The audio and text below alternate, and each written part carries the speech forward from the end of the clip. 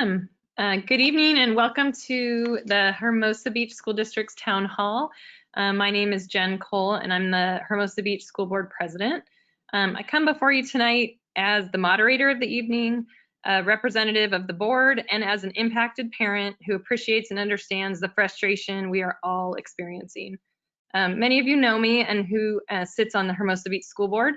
But for those of you who don't, I wanted to give you a quick background on the board due to the decision-making role the board has and the lens through which we look at making decisions. I've lived in Hermosa Beach for 18 years. I'm a parent of a 10-year-old and a 13-year-old that go to the Spanish Dual Immersion School in Redondo Unified. I've served on the board for the last 2 years. I come with 20 years of educational experience as a teacher, a school site principal, and I have worked in the public, charter, and at the university levels in education. I started my career in business and I continue to work in the private sector on a daily basis. My other colleagues on the board, Stephen works in the private sector, has served on the HBF exec board and has children both at Hermosa View and Valley. Doug is a CCO of a private school in Los Angeles and similarly has a child at Hermosa View and another at Valley. Maggie has 2 children under the age of 6 and works full-time for a nonprofit education and leadership policy organization, and her children go to a local parish school. Barb has 2 college-age children, both who went through Hermosa Beach schools, and is a high school teacher in the Torrance Unified School District. I wanted to give you a quick background on the board due to the decision-making role the board has, and again, the lens through which we look at making decisions. We are all long-term Hermosa residents, and we sit on the board with a good breadth of knowledge about the public school system in terms of ed code, laws, policies, systems, and staffing experiences that are best for kids, and we use our private sector creativity as much as humanly possible. So I want to welcome tonight and introduce the other folks that are going to be joining us. You can see here on the panel, we have the 3 principals, and we have Ms. Gleck, our principal on special assignment, Ms. Rockwell at Valley, and Mr. Scott from View. We have Ms. Montablo, who's our business manager at the district. And we have Dr. Johnson, who is 16 days in the new role of superintendent of Hermosa Beach Schools. We also welcome tonight Dr. Kim, who is board certified in internal medicine. He's worked for years in the emergency medicine in the old South Bay Hospital, and then at the South Bay Family Medical Group. And today he manages his own practice, which provides personalized 24/7 care. And he serves as the chief medical advisor for the Beach Cities Health District. So welcome, Dr. Kim, and thank you to the district staff on the call tonight. We appreciate how hard this time is and how hard you all have been working. And we also want to welcome all the parents, staff members, and community members that are watching tonight, and all the people who sent in questions. We appreciate how hard this time has been and how hard you all have been working. So let's look at the agenda. And Michelle has a presentation deck I think we'll put up here.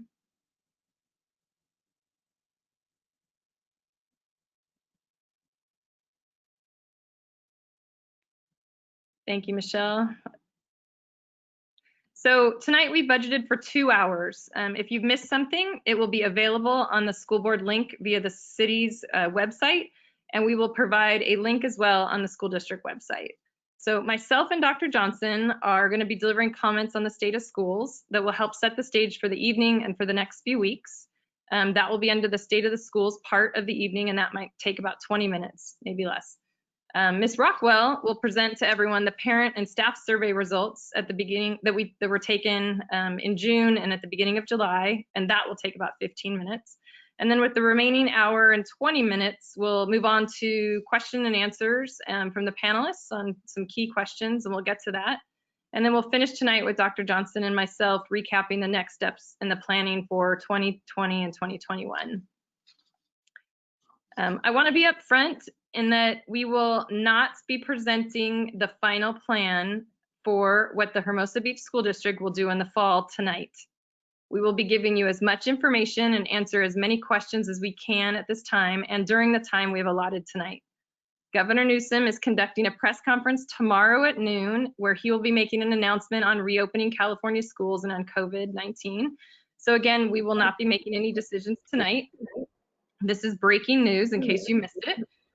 We are watching and talking with our other South Bay neighboring districts, and be listening to the governor's remarks regarding schools tomorrow. We have just received LA County Department of Public Health's guidelines. So there's 13 pages that we received of the guidelines on Monday, and then 5 additional pages yesterday. And we are working through the plan for Hermosa Beach with the lean staff that we have. We will be looking to share a plan towards the end of July and early August, and will, if necessary, have a special session meeting to approve a plan before our regularly scheduled board meeting on August 12th. This plan will address the hybrid and distance learning conversations and things you'll learn about tonight. We will try tonight to keep the night moving. We know that in non-COVID times, we would have had this meeting in a different forum, but hope that you give me the grace in that we had to make some decisions about the format of the evening with an eye to get the most information out in the most concise fashion with the least amount of technical errors, and this is how we chose to deliver it. We know we will not make all of you happy, but we are going to do the best that we can tonight. So I will start with my portion. That was just the introduction. Now I'll start with another portion and use this platform to set the stage for tonight. First, I wanted to acknowledge what many would say is that this right now, this time period is the biggest shift in education history. In our history that we've ever known. And most would say these are challenging times for everyone. And we are asking all people to make monumental changes in short amounts of time. And we are all pivoting fast and furious. It doesn't matter if you work in education or in business or wherever you work, or you're a parent at home. Overcoming obstacles life throws us and being able to switch from plan A to plan B with fluidity, our character traits, we must continue to champion and model for our kids. Tonight is not going to be perfect. The fall is not going to be perfect, but we will be trying our very best. We are educators, not scientists or doctors. As most of you know, school districts across the country and world are grappling with the same problems. It's the front page headlines on the LA Times yesterday, and it is breaking news every minute today. Our job as a school district is to create an environment where kids are safe and the staff that serves your kids is safe. The pressure and responsibility school districts feel to make sure that your favorite, most important people are safe is a great responsibility to carry. We are going to be a stronger community if we listen, if we walk in the shoes of all parties, if we communicate your concerns, and if you communicate your concerns, your fears, and your desires in the most civil way. We need schools and teachers.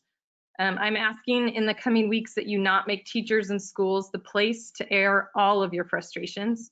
My history teacher from high school would say, Jen, you catch more flies with honey than you do with vinegar. And I would ask that we all try to remember that in this time as we move into a fall unlike anything we have ever experienced before. Please remember, we are trying to serve in the best interest of the students and staff that run our schools.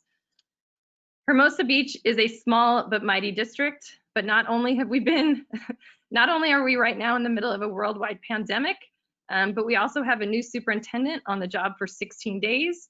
We've had to make major fiscal changes with 52 layoffs of personnel, and we're watching and listening to all the changing guidelines at the federal, state, and local levels, like all districts and parents and people are, which are changing daily, and we expect more changes to again come out tomorrow from Governor Newsom's press conference specifically about schools.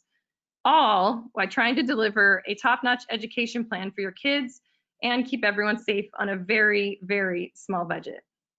I'm sure you can appreciate the complexities. We are a public school system that has to abide by ed code and laws that are different from the private sector. The magnitude of the complexities of the 18 pages of the Department of Public Health guidelines, which we are bound to, which means we are legally obliged to comply with, is the biggest hurdle I've ever seen in public education. And then we have to look at aligning our budget within these guidelines. So all that said, all schools, including Hermosa Beach, are going to be caught and are caught right now in the crossfire of national politics. And please remember, again, that we are educators, not scientists. We don't want to make our students and staff the petri dish for experimentation, which I heard yesterday or the day before from the LAUSD superintendent. We err on the side of caution, as you would expect us to do. Returning to school in any shape or form, we will want to be on the right side of history. We will know more about the virus, but we do not know everything, and we are learning new things by the hour. As a district, we cannot act independently due to liability and budget constraints, which Dr. Johnson will go into in more detail. We need support and problem solving within some tight parameters, and additional characteristics to me that we should be teaching and modeling for our kids. Nothing would make any of us happier than to return to school 5 days a week. I think collectively, most of us have the same goal, the same end goal in mind, which to me is reducing the spread of the virus, getting kids and staff back in school safely, and getting the economy moving again. You may differ from me, but that is what I would say I think are collectively the same goals. But with that, I tried to set the stage for Dr. Johnson to now come in, and I will let him give you some further context of where we're at. Good evening, everyone. I'm Dr. Johnson, your superintendent. Thank you to Jen and for the panelists for being there. And I first off want to thank you, community and staff members, because I know many of you are tuning in tonight to listen about what is going on. To me, it comes at no surprise in the chaos of news in our country that our community is turning to schools for answers. I also have turned to education for answers, and I can tell you that my most reliable news source has come to be the Los Angeles Office of Education, as well as fellow superintendents and educators. It is extraordinarily unpredictable what has happened and what continues to happen. Tonight, I will be upfront that I will not have all the answers. If you know of someone who has all the answers, please provide me with their contact, because we are definitely looking for them. We have worked diligently and hard to try to assemble as much of a plan as we can with the constraints that we are under. But as you know, like in your own households, the situation is changing day by day. As echoed, tonight's is really an opportunity to try to answer as much as we can, and at the same time acknowledge what we don't know or what we're currently working on. I'm a big believer in transparency, and I think part of transparency is owning what you don't know. So I want to begin there.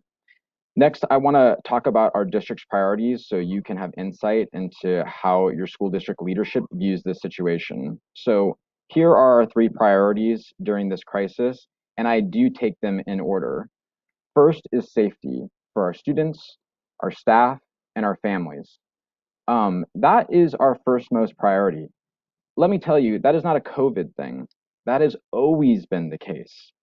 From school shootings to illnesses to traffic safety, delivering your children to school and returning to you safely has always been our #1 priority in education, and will continue to be our priority during COVID. So when we approach this and when we look at health guidelines, I will tell you, and it begins with me, that I will always err on the side of safety when it comes to the health of our students, our staff, and our families. Next is quality instruction. Again, this is nothing new. Quality instruction has always been the second most important goal in any education institution. We also recognize, and we hear our families and our teachers for that matter, that last year was not perfect and it definitely requires improvement. And the plan that we're building and the lessons that we've learned from last year, I do believe that you will see better quality instruction. Let me also make note, though, that teachers and staff and parents were required to reinvent education in 48 hours. This is probably the greatest transformation in education in the history of education. And I really do feel that with time, we will continue to improve, and every day we get a little bit better at delivering quality instruction during COVID times. Lastly, fiscal responsibility. Fiscal responsibility is always a priority, but I believe it has become a heightened priority because of our current times. Something I just want to share with you is that, yes, under the current governor's budget that was passed, AB 98, we have had adjustments to our budget. However, though, there are many pitfalls with that budget. That budget is based off of what we call deferrals. Deferrals is not cash flow. Deferrals is a promise of money. While our district and our board has done a great job creating a reserve, that reserve amounts to approximately 2 months of running the school district. We will have to borrow this year from LACO with the College Trans Act in order to remain solvent. And furthermore, really when we look at this year from a fiscal solvency standpoint, I really want to emphasize that it is less about this year and it is more about the next 3 years. Under the current budget, they were able to pass deferrals based upon the promise of a federal stimulus. That stimulus is not guaranteed. And also, that is also based off a budget year that had COVID and didn't have COVID. As anyone can see looking around us, that the situation is not improving, and that will impact the economy. And so for the following years, we are looking at a serious fiscal crisis when it comes to especially a school district like ours. We are the 5th lowest funded school district in the state. We have an operating budget at approximately 10 million. This makes our situation very precarious and requires great strategy in order to make sure that we are not just sound this year, but also in future years. These are our district priorities. It is a matter of crisis management. And I do feel that with the right planning and with the right cooperation, we can work together in order to be successful. And really, again, as I emphasized in the last video, thrive. I do think, though, that it takes teamwork and common understanding in order to get there. Slide.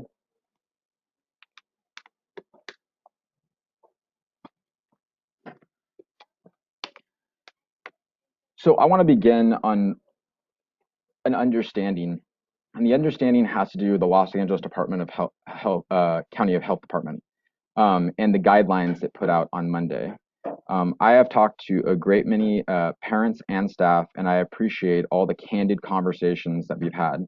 But something I want to make abundantly clear is that the Department of Health guidelines are not suggestive. At this point, they're not even a recommendation. In fact, in a phone conversation with Dr. Barbara Frere today, it was made starkly clear that they are required. So I encourage you to take time to look at those guidelines. We shared them via email, and I think that it makes the conversation much more grounded when we talk about the reopening of schools. Again, this is not a recommendation, it is a requirement, and we are bound to the standard of care. And truth be told, I'm going to go back to our original priority. The safety of our students, staff, and families is our highest priority. So we are always going to err on the side of caution. There are key things to take into account in the Los Angeles County Department of Health.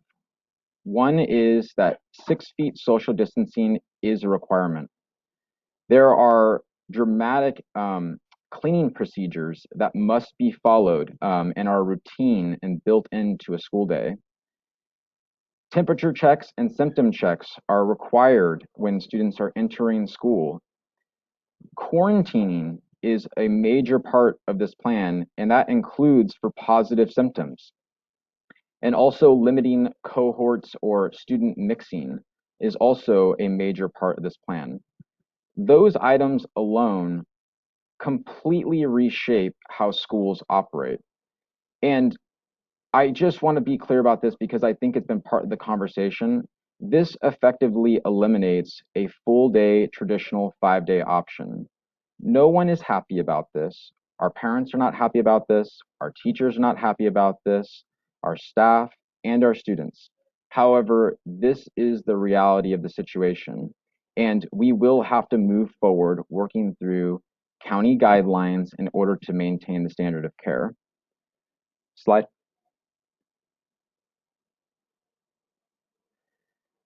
So that leaves us with 2 options for reopening schools, a hybrid model and distance learning. Over the coming weeks, we have been working on models that will help us reopen schools at approximately 2 to 3 days per week for our students, operating on a cohort A and a cohort B. More information will come, but in short, I have a quick a slide here that demonstrates the difference. Under a hybrid model, students would attend school somewhere between 2 to 3 days per week, and the reason for that is we have to split our campus in half in order to maintain 6 feet social distancing. This would be a mix of synchronous and asynchronous instruction. Synchronous instruction being live, and asynchronous instruction meaning distance learning or assignment-based learning or independent learning. Also, this would, as I mentioned, it would include in-classroom instruction as well. And so at any given time, students will be either, one cohort of students will be in class working with the teacher, and then at the same time, the cohort B will be at home working on asynchronous work. And then on different days, students, cohort B will be in class working with the teacher, and cohort A will be out working in asynchronous learning. We'll talk about this more as we go through our questions to try to again clarify what hybrid learning is, but expect there to be more information as time comes out when we solidify our plans. Distance learning is something that will always be available. Part of the law in AB 98 is that school districts must provide the option of distance learning for those families that do not want their children to return to in-person learning. What I can say is that there has been recent developments since Monday in regard to the reopening of schools. One of those changes in the situation is that the department guidelines were actually released, and this allowed our administrative team to begin to work with those guidelines for our reopening plan. Another situation that's occurred is that many school districts across California have chosen to not reopen and will instead pursue distance learning options only at the start of school. Our own decision will come in late July or at the beginning of August. Why? Well, we had already predetermined that we would be asking our students to make the choice, asking our parents to make the choice for their students between a hybrid option or a distance learning option during that time. Also, we are lucky that we have one of the latest start dates in the South Bay. This allows us the gift of time in order to watch and wait and see what is happening with a rapidly developing situation of COVID. I do not feel that we should rush into a decision at this point in time, and I do feel that it behooves us to take time and watch. As we know, this week appears much like back in March 9th through the 13th, when it turned into chaos, where no one knew exactly what to do with the outbreak of COVID.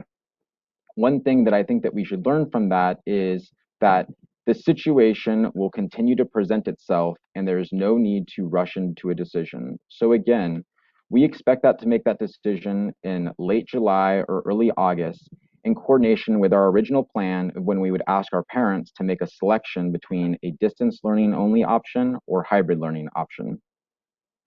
The administrative task force, you're looking at your entire administrative team here on the panel today. We are working diligently and hard to create two master plans.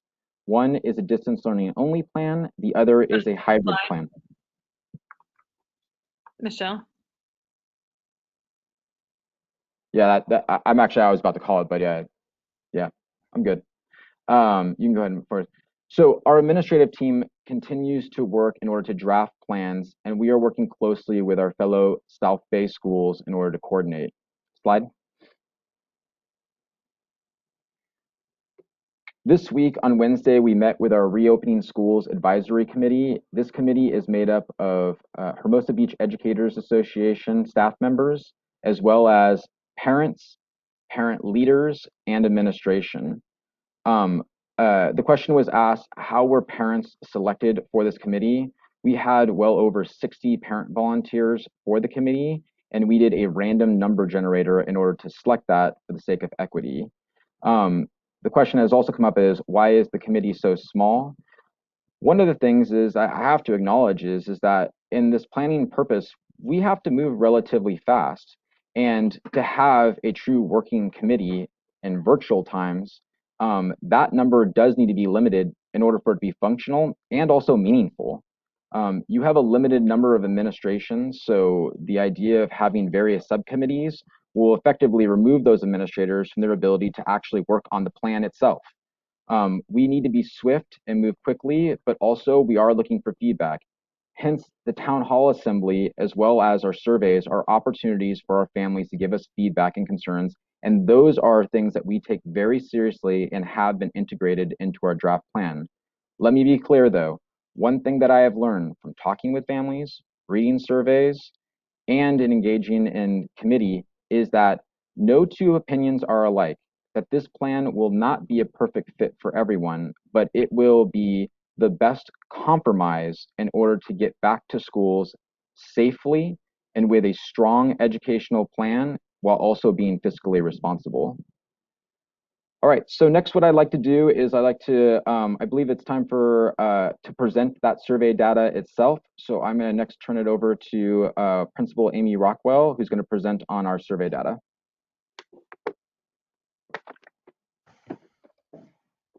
Hi, good evening, everyone. Next slide, please, Michelle. Tonight, I am presenting the survey data from the staff and parent surveys sent out periodically starting on July 1st. A survey will be sent out again next week in acknowledgement of the health department considerations recently released. This is the data that we have thus far. So I'll begin with the parent survey. The parent survey results represents 584 responses.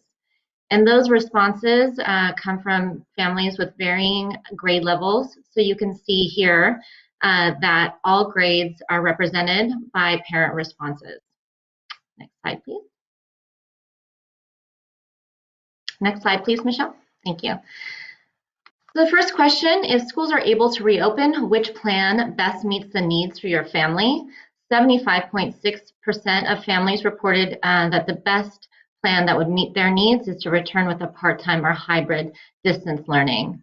13.1% reported to prefer to continue with full-time distance learning, and 11.3% were undecided. The next question is, what are the primary reasons for this selection? Personal preference came in at 56%, student choice 41.8%, health concerns 28.8%, childcare needs 22.9%, and other 5.2%. Next slide, please.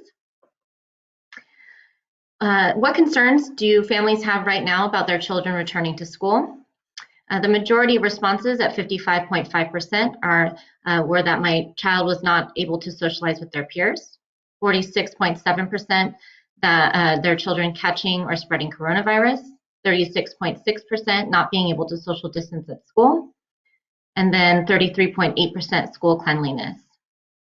The rest of these responses were around 33% or lower, not having enough teachers and staff, my children not being prepared due to the learning loss, my children having to wear a face mask, school buildings closing again, not having any concerns, and having a school schedule that is different from normal hours.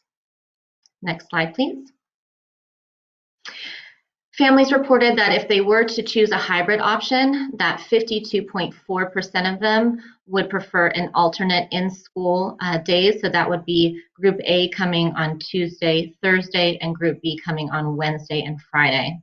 47.6% reported that they would prefer the back-to-back school days. So for example, Group A would come on Tuesday, Wednesday, and Group B would come on Thursday, Friday. The safety measures that they felt were most important, 83% frequent hand washing, 72% frequent disinfecting and cleaning, 59.8% temperature checks, 53% wearing face coverings, 46.1% no shared use of class materials, 44.9% 6 feet social distancing, 35.3% altered lunch schedule, 35.3% students stay in the same classroom, and 31.1% no volunteers allowed on campus. Next slide, please. Next slide, please, Michelle. Thank you. If we have to remain in a distance learning environment in the fall, families reported that the learning preference for their child, a majority at 57.8% reported a mix of asynchronous and synchronous learning. Again, that is the in real time synchronous learning, and then taking place asynchronous is where the learning is not taking place at the same time as the teacher is instructing. 33.9% reported that synchronous or online learning that occurs in real time was preferable for their family, and 8.3% reported that asynchronous was preferable for their family. Next slide, please.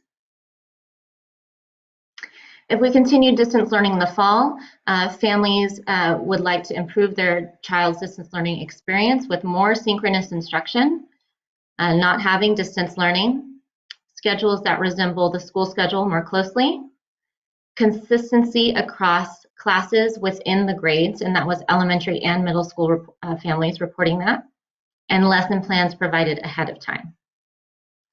Next slide, please. And then finally, for the parent survey, what recommendations do they have if we return to campuses in the fall?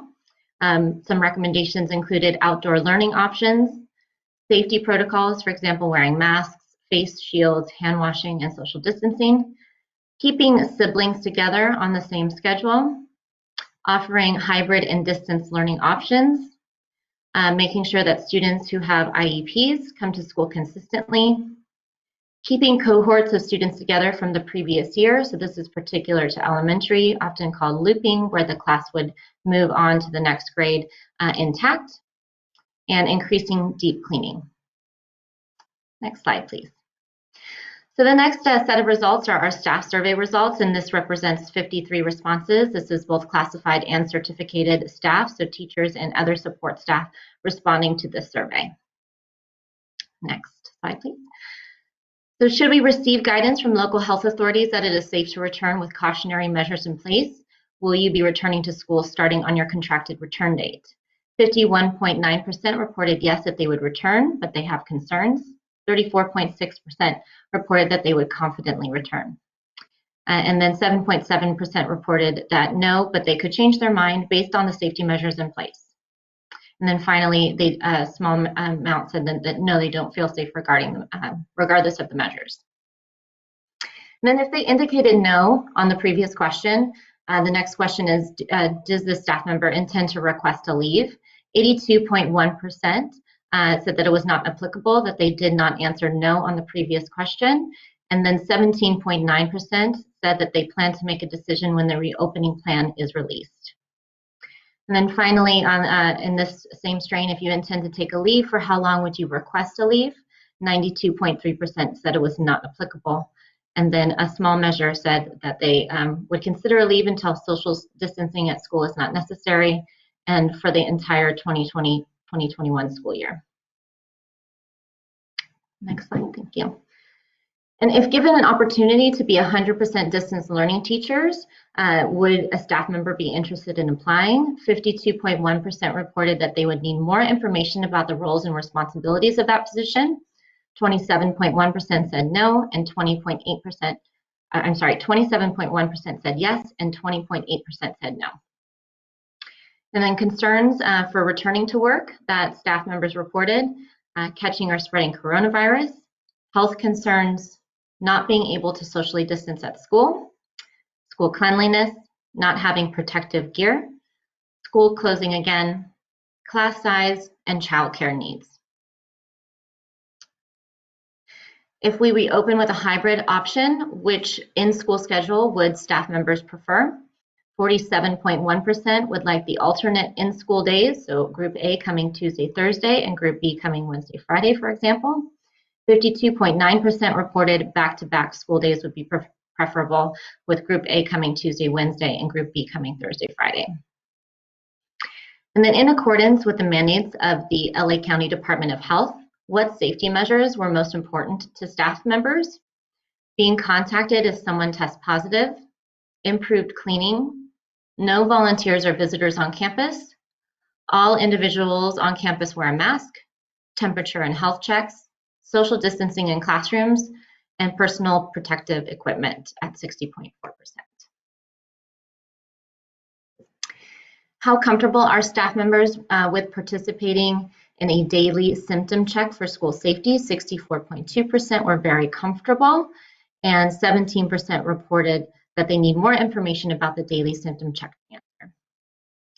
And how confident are staff members that they can deliver an effective distance learning experience in 2021. 29.5% reported they were very comfortable. 31.8%, I need more information about our program before I can answer. And 22.7%, somewhat comfortable. And then 9.1%, neither comfortable nor uncomfortable. Next slide, please. And how can we improve the teaching experience if we continue with distance learning?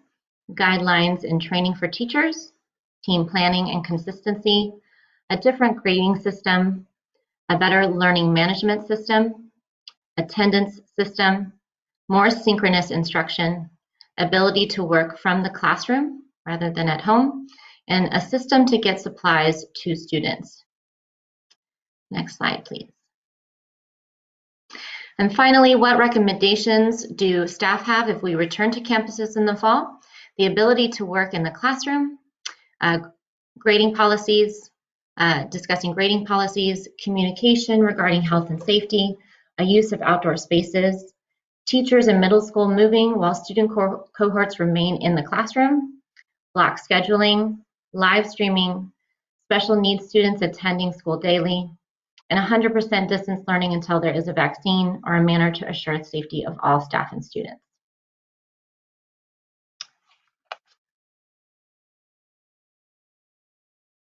Thank you, Ms. Rockwell. I think it's great to see that. And again, remember to everyone that we are going to send the survey out again based off of the current situation that is happening with COVID and the new Department of guidelines that went out. So please take a look at those guidelines. I would say before you even answer the survey, because they're very surprising as a parent. I think you will all learn a lot and be surprised by the expectations. So now we're moving on to the town hall portion of the evening and our questions and answers. And we wanted to let everyone know we've received, I thought it was 195 questions. It might have been 194 questions. So excuse me if I'm off by a question or two. But thank you very much for taking the time to submit the questions. They've helped us tremendously to see where the major concerns are, areas that we need to communicate better, and will help us finalize a plan that is thorough. Stephen McCall, my fellow board member, and I took the questions received on the Google form, and we tried to group like questions under the headers you saw on the town hall flyer. For example, questions that fell under the public health guidelines, questions that went under safe and clean facilities, questions that went under social and emotional support. Of the 195 questions, we found 45 questions that we thought would answer the majority of the 195 questions. We tried to use the questions to cover off the key issues, but we might not get to everything tonight. We grouped the questions under headings, like I just said, and then organized those headings by my opinion of Maslow's hierarchy of needs. So for example, I put public health and safety and social and emotional wellness before scheduling and curriculum questions. We tried not to paraphrase anyone's question. We know that sometimes when giving answers to questions, additional questions arise. If that happens tonight while you're watching, please write your question down and see if we get to it by the end of the evening. But all questions that were submitted were very valid and often nuanced and specific, some of them to your child. We will not be able to get all of them tonight, but if your question isn't read aloud tonight in this town hall, know that it's been read by our administrative task force and all your concerns are duly noted, and the district is going to put together a master plan and they are working on it. And I think there are some questions that we may be able to reach out to individuals and let them know answers on in specific about your child. And if your question was similar to another question, we chose one version of the question to answer. So I know we will not please everyone with this, but please know that we did try our very best. I would ask tonight that the responders to give answers as concisely as possible due to the time constraints. We have an hour and a half and there's 45 questions unless Dr. Johnson gets through all 45 and he gets to the bonus round. So we'll see about that.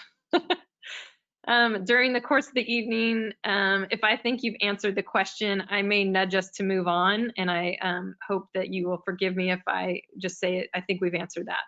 And before I start, I wanted to acknowledge that we did get 2 questions that were not about school openings, and we may have received a few more in the last day.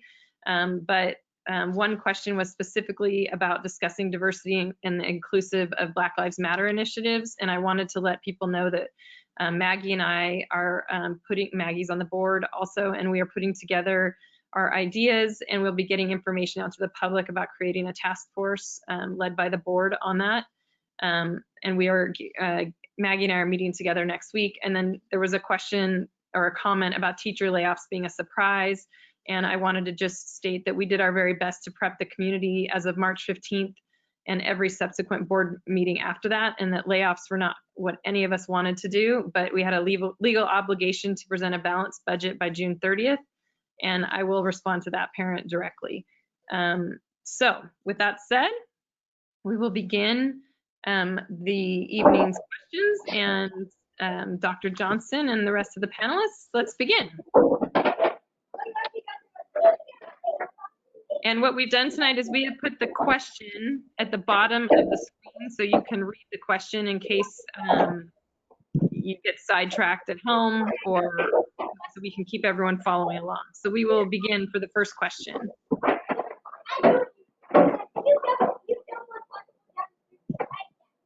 Someone has some background noise.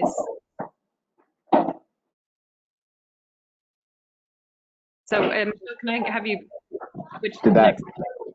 I have a skateboard show going on outside of my office, so I don't know if it's me.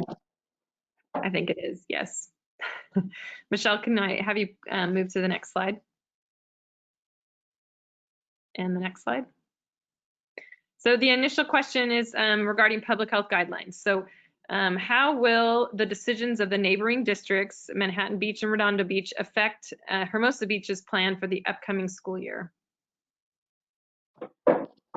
Thanks, Jen. Yeah, and I will try to move through these quickly and concisely to get to the bonus round, which I understand that Hermosa Beach Ed Foundation is going to be awarding our school district at a greater endowment if we can get to it. So to start off with, what I would say is absolutely. And by principle, we are begging, borrowing, and stealing from other school districts in order to create our plan. We're a small school district, and there is absolutely no reason why we should be reinventing the wheel here. While at the same time, when we do take these plans from other districts, we are amending them to our unique needs here at Hermosa Beach.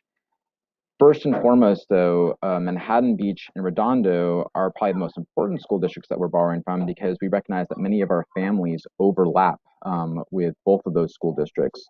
So when it comes to things like a learning management system or scheduling, they are heavy influences, and we want to be as aligned as we can be with those school districts where we have families that overlap with, while also respect to our individual needs.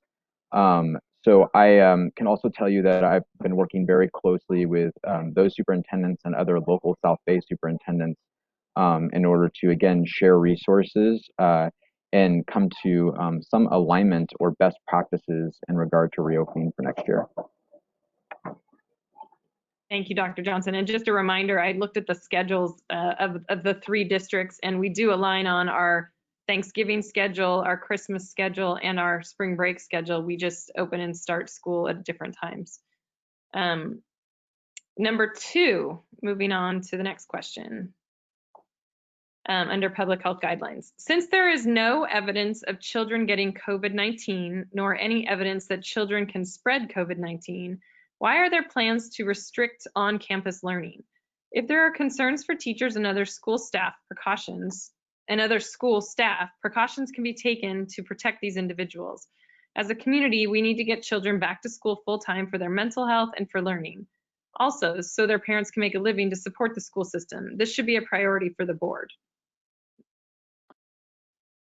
So first off, I want to say that I very much agree with part of this question and statement. And that is that I do feel like that we need to get children back to school to restore mental health and learning. There is not a doubt in my mind that what our students need is full 100% schooling in school. That is the purpose of education. That is our goal. I don't think that there is a single educator out there that or board member for that matter, or community member that believes otherwise. Where I disagree or differ is in regard to there being no evidence of this spreading to children.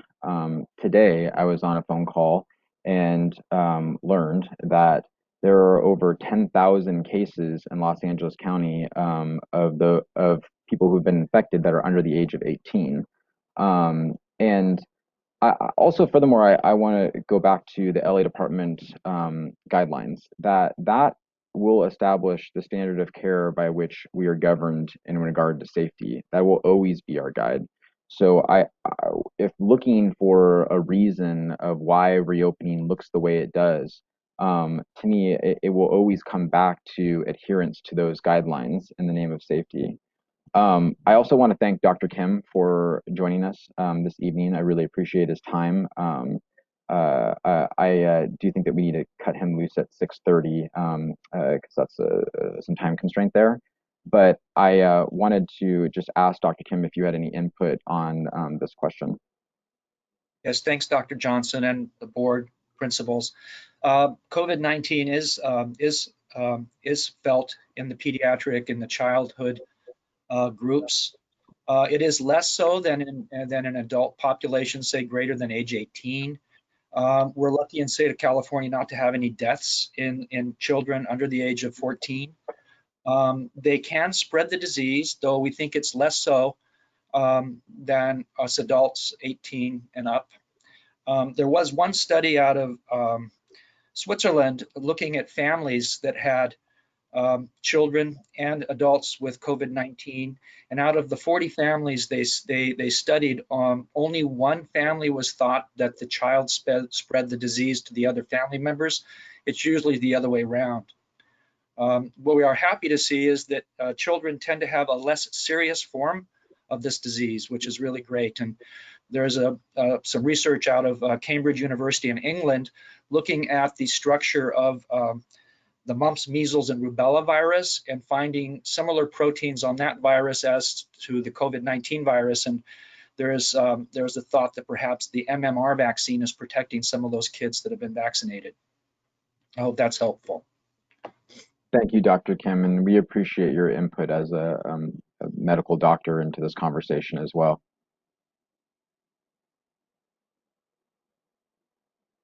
Yes, thank you.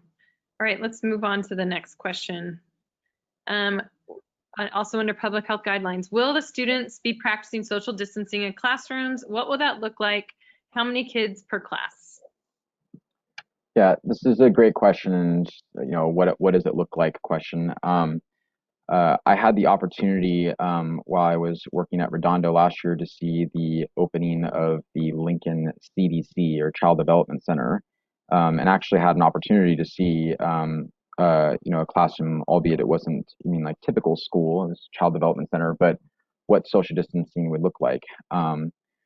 We also created demo rooms through all of the unique spaces on Valley and View campus in order to assess the space necessary in order to create 6 feet classrooms. So it looks just like that. And what I'd encourage families to do if they're curious is to look at the last email I sent, I believe that was last week. As an attachment, we created what we called COVID-ready classrooms that have pictures demonstrating what 6-foot distance classrooms look like. But it is, 6 feet between all desks, including the teacher. We taped down space on the floor to demonstrate, what is 6 feet social distancing between each of those desks. And then the other aspect of this that I think goes beyond just the classroom is 6 feet social distancing must also be maintained in non-classroom spaces, such as hallways or PE, entry to school. And that makes movement exceptionally difficult on a campus. So for all these reasons, what we determined after assessing our spaces on campus, but primarily the classroom, is that like other school districts, effectively reduces our capacity at any given time to approximately 50% of our students. In a classroom setting, that's about 12 students per class.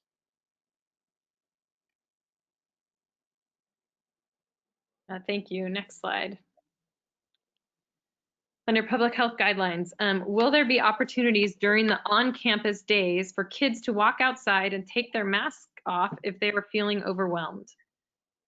Yeah, we're a school setting, and in any school setting, there already is a great deal of conformity that's required to a school setting. I mean, think about it. We ask young individuals to go into a classroom and sit for hours at a time. That in itself requires a great deal of uniformity, and I believe during those times, like we also allow for a great deal of flexibility. And any student, that is struggling or feeling overwhelmed, or having social emotional needs, we will always allow flexibility for. In the same note, we'll have to take greater safety precautions and have less flexibility than probably ever before. But I do believe in listening to the Department of Health, that if a student is feeling overwhelmed, that they could walk out of the classroom or go to an individual space in order to remove their mask safely, and either to calm down, or to get their breath. And again, we would have staff, of course, because our educators care about kids first, would support them. However, though, what I would say is that if a student was unable to reapply their mask because of whatever constraints, then likely, according to the guidelines, at some point, that student would need to go home for the day. There is some exemptions to wearing masks, but they are very much the exception.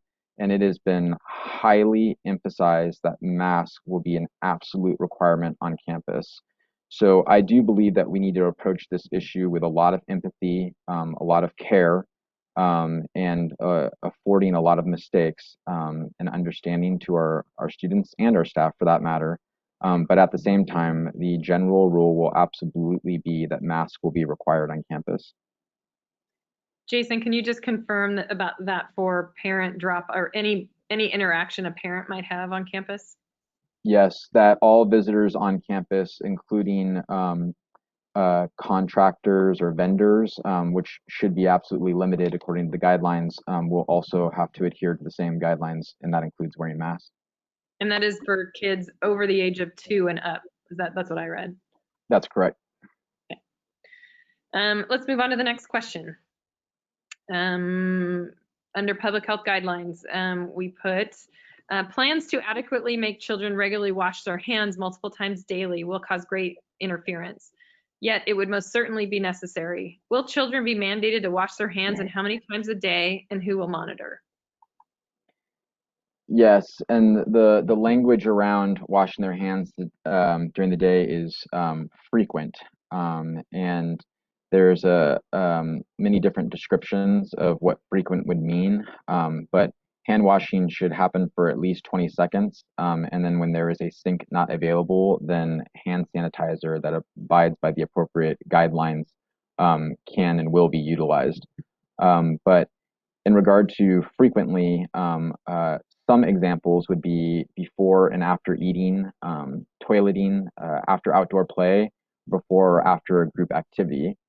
So during the course of a school day, there would be allotted time in order for teachers to allow their students to wash their hands. Great. We're going to move on to the next question. Public health guidelines.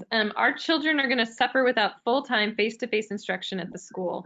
Is it just budget or teacher concerns that are preventing full 5-day instruction at the school? And I know you kind of touched on this previously, but I just wanted to remind everyone. Yeah, well, my first answer is yes. I do think that our students, our families, and our staff are suffering because we can't return to 5-day instruction. that COVID has cut across our entire society, and I will never make a case that distance learning or hybrid instruction is a comparable substitute for 5-day instruction. So I absolutely agree with that statement. In regard to budget or teacher concerns, I would say that no, that the reason that we're prevented from 5-day instruction is the LA Department of Health guidelines and the rising cases of COVID in Los Angeles County, which is why those guidelines are in place. Uh, um, again, it goes back to that in order to maintain the standard of care, one of those guidelines is maintaining 6 feet social distancing. That is absolutely the key component to what takes a 5-day instruction off the table, because from a capacity standpoint, it limits us to 50% of our students on any given school day. So that is exactly the reason. And while we do have budget concerns, by all means, that is not what is preventing us from opening up at a 5-day. We have the staffing necessary that if COVID ended tomorrow, we have the budget to reopen 5 days a week. And my hope and my prayer, honestly, is that at some point during the course of this year that we would have the ability to do so. So I share that desire. Yeah, me as well. Thank you, Jason. We're going to the next question. Also under public health guidelines, what is the plan? What is the plan to get children back to school full time? Yeah, I mean, I guess I'll be a little quicker on this question, but it goes back to, when the LA Department of Health, establishes guidelines that does not require 6 feet social distancing, which effectively reduces our 50% capacity, then we would try to work towards a plan that would allow us to return 5 days a week. So to me, when it has been deemed safe to do so, as a school district, I think all school districts have every intention of trying to open 5 days a week. Great, thank you. And we're going to move on to safe and clean facilities questions. Here we go. What is your process to quarantine a child who started showing symptoms and or admits to having symptoms during the school day? What is the protocol if they came in contact with another child or with other children during the day? So first off, I want to encourage, again, everyone to take an opportunity to read through the LA Department Health Guidelines. While it is a dense read, I think that is very vital, and questions like this are answered because there is a protocol established. Any child that would exhibit positive COVID symptoms, and those are a wide range of symptoms, that I may actually ask Dr. Kim to kind of share a little bit about possible COVID symptoms.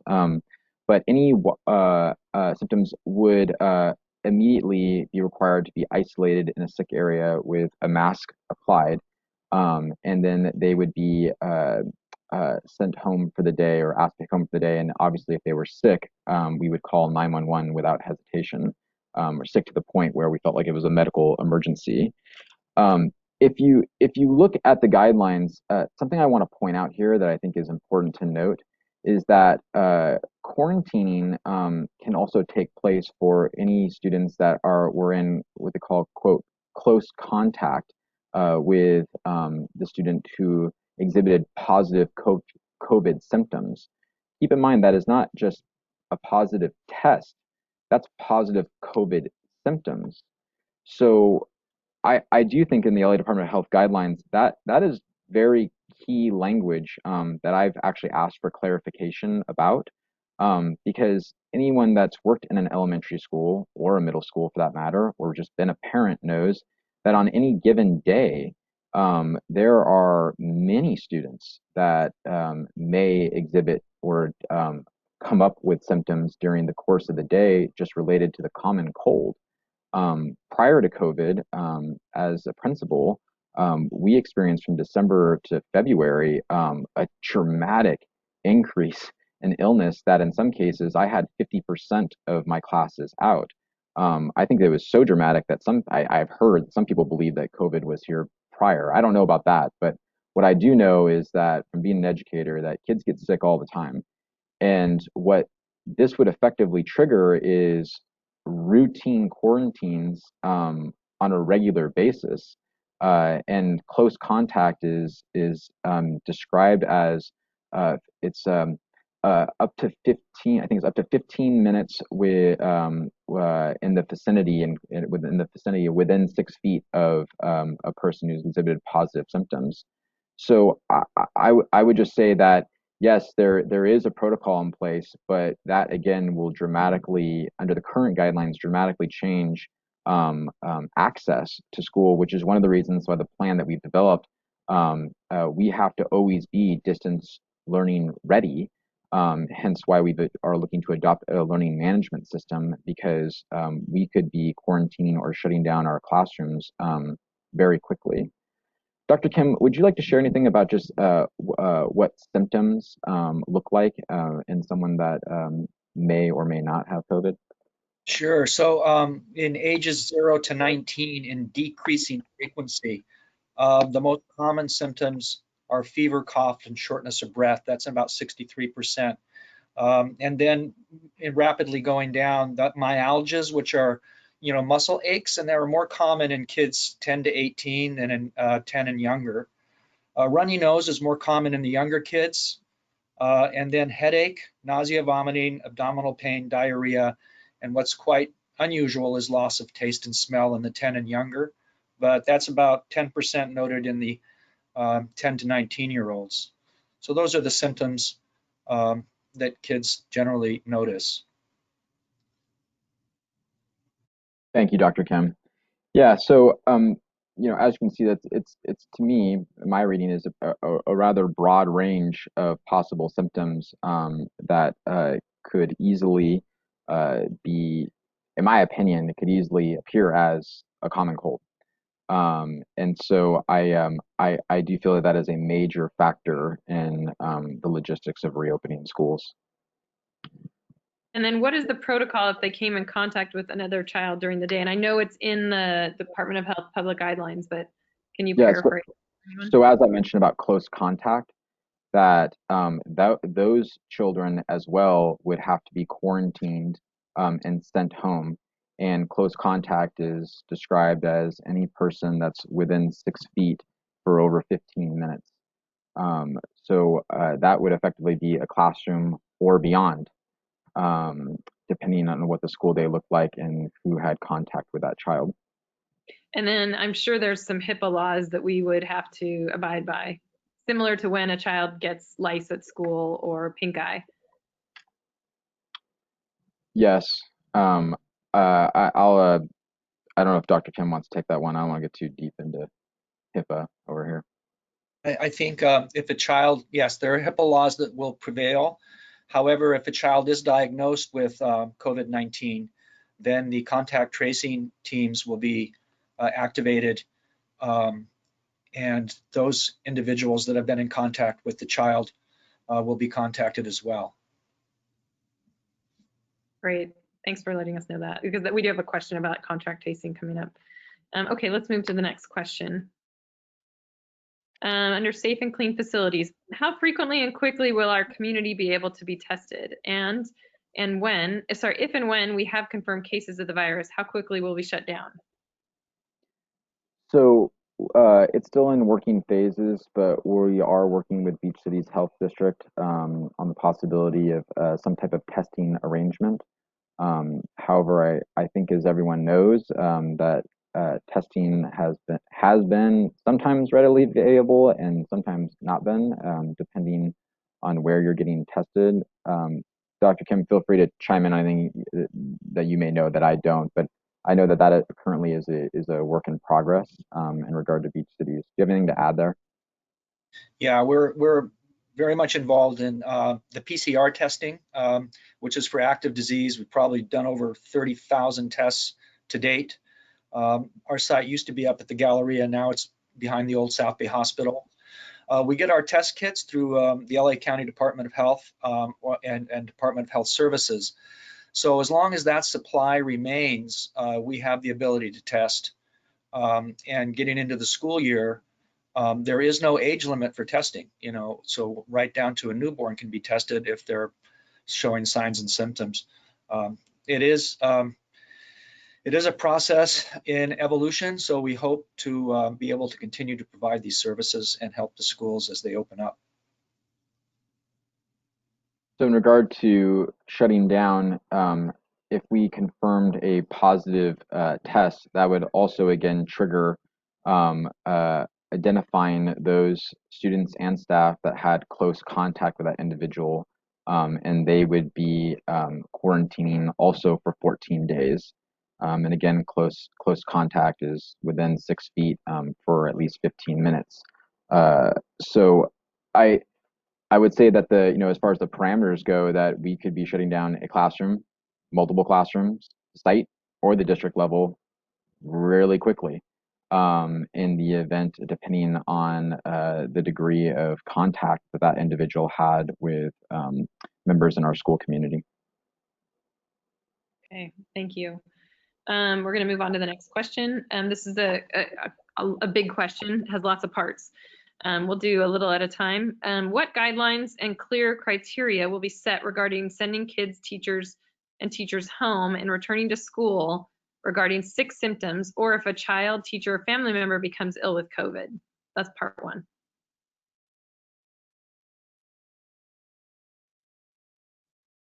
Okay. This is a great question, by the way, because this is how I'd ask the question. I would slip in at least 20 questions just to like get it in there. As part 1, those guidelines are clearly outlined in the LA Department of Health, but it goes back to the 14-day quarantine. And something that's come back recently too, if I remember correctly, on the returning to school regarding, is that something that out of the LA County Department of Health guidelines that was new to me is that a test now will not be required in order to return. And that has to do with the limitations of testing in our area.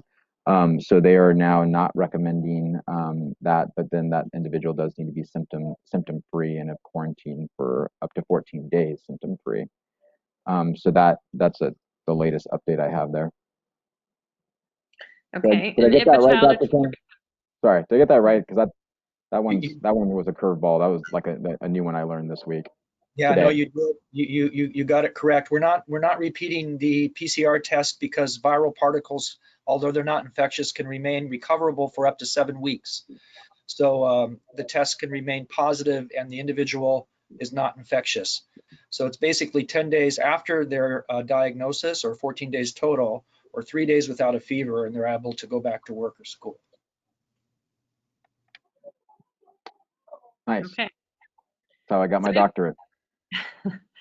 If a child or teacher becomes ill with COVID in class, will it be a requirement for all students in the class to go get a COVID test as soon as possible?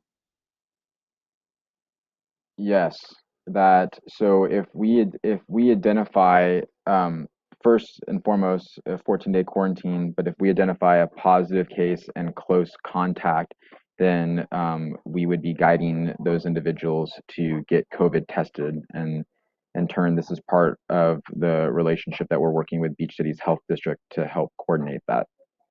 And how do we enforce that? That is an excellent question that we are still currently working on in regard to enforcement. Yeah. And then the next question I think is just, it may be part of the same, but it says, how do you make sure every student and teacher can be tested? Again, I want to give a lot of credit to Beach Cities Health District because they met with our local Beach City superintendents, and I do believe are working very hard to make sure that we have access to testing. This is a plug, but I really believe this. Since I've worked in the Beach Cities Health District has proactively worked to have a relationship with our school districts and continues just to really charge at that. And so I can definitely tell you, and not to speak on behalf of the superintendents, but I'm going to, that it was very much a relief to our community and to our school districts to hear that they are actively pursuing trying to support us with testing. Yes, thank you. Thank you, Beach Cities Health District. That's going to be a huge deal because I think part of the question was not everyone can afford to go get the test, even in Hermosa Beach. That may come at the end of this question. Will the classroom automatically shift to remote if a positive case of COVID is found in the class? Yes, they will absolutely be shifting in the event that we have to quarantine a class or multiple classes or a school site or a district. I'm going to go back to one of the reasons that we are looking to adopt a learning management system or called Schools PLP, which is an online curriculum and single sign-on, which Ms. Gluck will talk about a little bit later, is because we have recognized that whatever schedule we create, we have to at all times be ready to effectively close campuses and pivot towards distance learning. So we effectively have created 3 schedules: a hybrid schedule, a distance learning schedule, as well as an emergency closures distance learning schedule for those students that are on the hybrid. Right. Who will be monitoring and enforcing these guidelines? The guidelines for I'm assuming that the question means getting testing and shutting things down. Yeah, so we it's designated that in the Department of Health guidelines that there should be like a COVID point team. Again, you're looking at it here on the screen. Our fellow administrators will be our point people and working with our district nurse as well as our health clerks in order to track and support this. And I'm sure anyone that's watching can understand that this will be a major job in order to manage the logistics of that. Yes. Can we go to the next slide, Michelle? I think that it continues the question. What steps are in place to notify the district as a whole and the class specifically? Yep. So we've asked the Department of Health, and many superintendents have asked for a communication protocol, which I do feel like they've kind of provided, and we hope to get some more specifics. But it will be necessary to create a communication protocol to notify those that may have been impacted with direct exposure and those that are on the periphery as well. But what I would expect is that we would have a very clear communication protocol that we look forward to the Department of Health of giving us more guidance on. Great. And I'm going to skip the next question about the entire class being quarantined for 14 days because you've already answered that. The answer was yes. How does this impact a student's attendance? So because we're, it's kind of like a 2-part answer. One is that because we're in distance learning, it's still a little bit unclear, if a student that is quarantined or sick is marked absent. So I would say that I'm just going to speak a little off the cuff right now because we're still in the planning phase of that and asking for clarification that to me, a student that is quarantined but still participating in distance learning activities is not absent. And this is why attendance has to be very fluid. And the California Department of Education has put out a new compliance plan in regard to attendance and student engagement and measuring in a different way. That still does require data, albeit it though collects data on student engagement. This is why, again, I'm going to go back to the adoption of a learning management system, because how we measure attendance will be quite different from just simply a butt in a seat.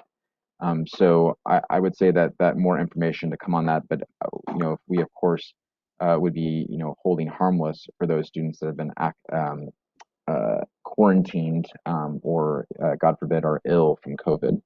Right. I'm going to keep us moving along here. Certifications needed for reentry. You answered that there is absolutely no certification at this point needed for reentry, which I have to say is very shocking, seeing that anytime you bring a child back to school, usually you need to have a doctor's note if they're out for a certain amount of time. But it sounds like we're going to get more guidance on that.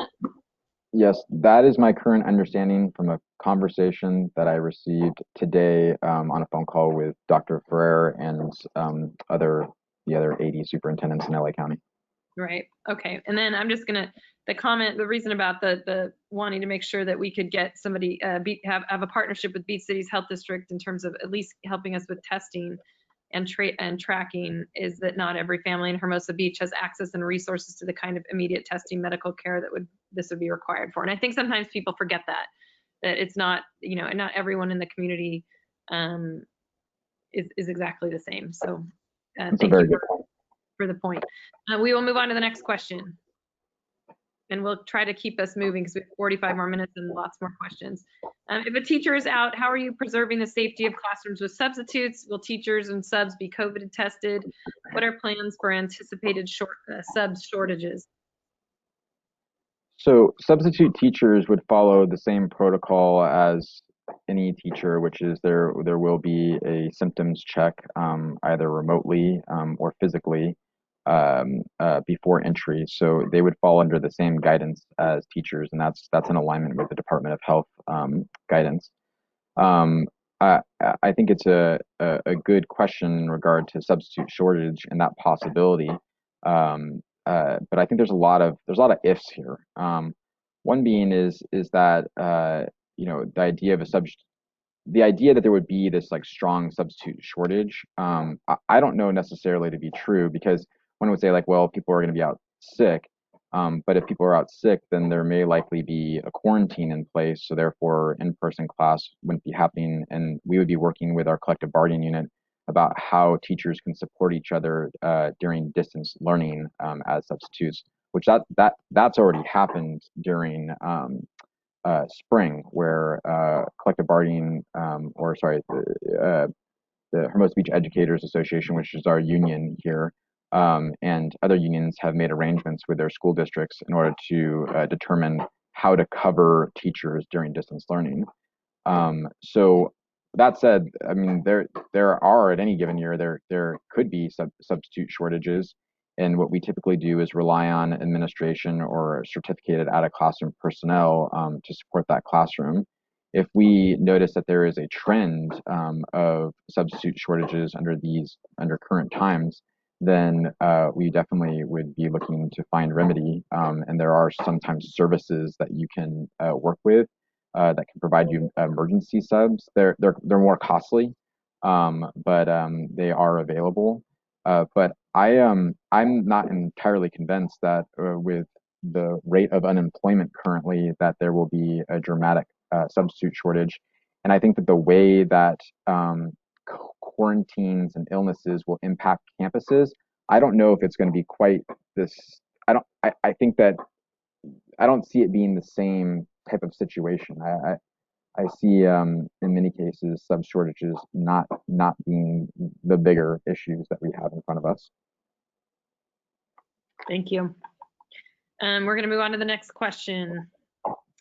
In a hybrid scenario, who, not the World Health Organization, but who as in what people, doing deep cleaning and sanitizing? A professional cleaning company trained in cleaning of virus contamination, and how often? Yeah, so school districts already tackled this, and I may have Paula, our business manager, jump in here a little bit as well too, because she supervises over our maintenance and operation crews. But I just kind of want to speak to that this is an issue that's kind of already been addressed by school districts, that there are clean products as well as training provided for M&O staff in order to address cleaning and disinfecting that would neutralize the particles of the coronavirus. So that is something that I believe many districts have already tackled, and that we are currently looking into also purchasing additional equipment to support cleaning quickly, because I think that's more of the issue is the speed of cleaning. And so there's machine mister devices that help for cleaning faster and disinfecting faster, and many districts have taken that approach. But we feel confident that our M&O staff will be supporting With that, though, I also want to state that we will also be looking to work with our teaching staff about cleaning rooms during usage and using the appropriate cleaning supplies that are OSHA CDC approved in order to routinely clean within the classroom. I will tell you, I mean, like that. This to me is not a big jump either, because especially at the elementary level, sanitizing classrooms and trying to keep the classroom clean is a regular practice. Paula, do you have anything to add here?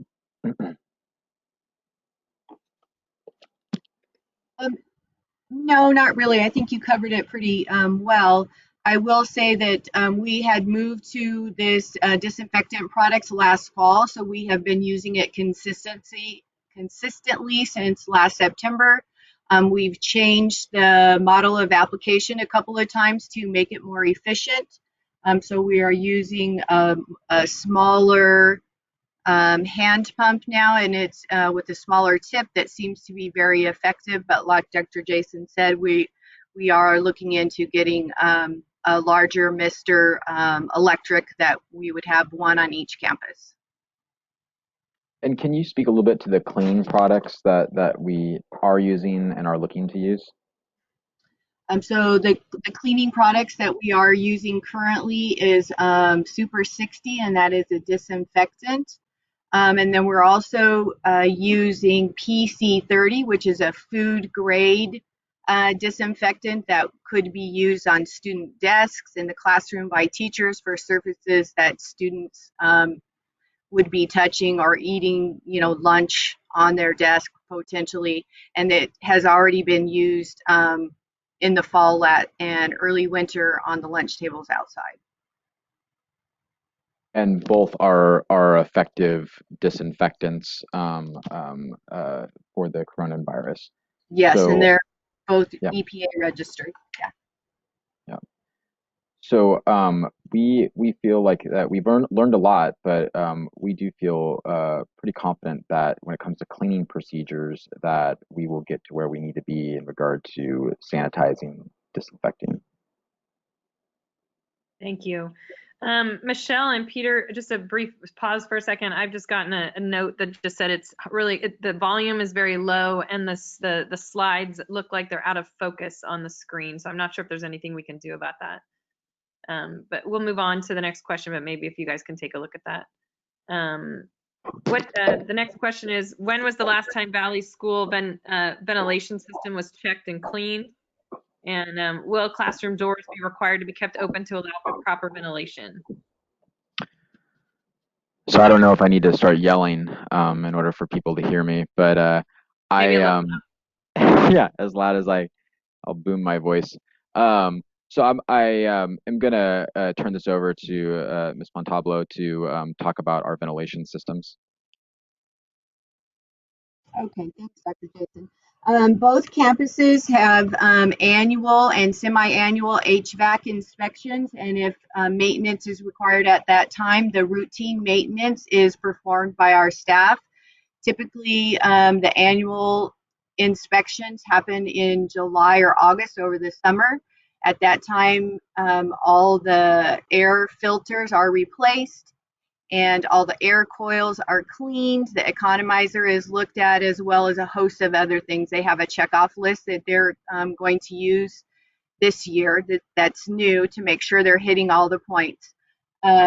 Once those units are determined efficient and working effectively, they move on. If there is an item or a unit that needs additional repairs that the custodians cannot address, we will work with our outside vendor, call them in to make the necessary repairs to get that unit moving effectively. As far as airflow, we do have economizers on the units, which keep the airflow pretty moving. So that's a good thing. If are a few classrooms at View School and a couple at Valley that do not have an HVAC system, those classrooms would be using doors and windows. And in addition to fans are already mounted on the walls in the classrooms at View School. Is that right, Sylvia?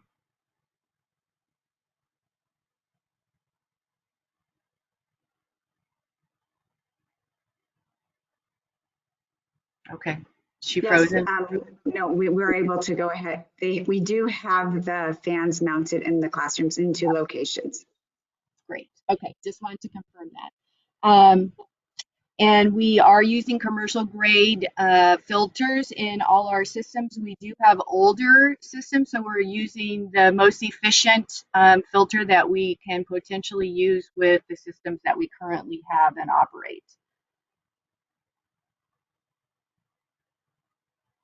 Thank you, Paula. I just wanted to make sure everyone, when I know everyone is going to be studying these public health guidelines that we've now published everyone, but on page 9, you will see that there are actual protocols regarding ventilation and HVAC. So it is something that not only are we going to be,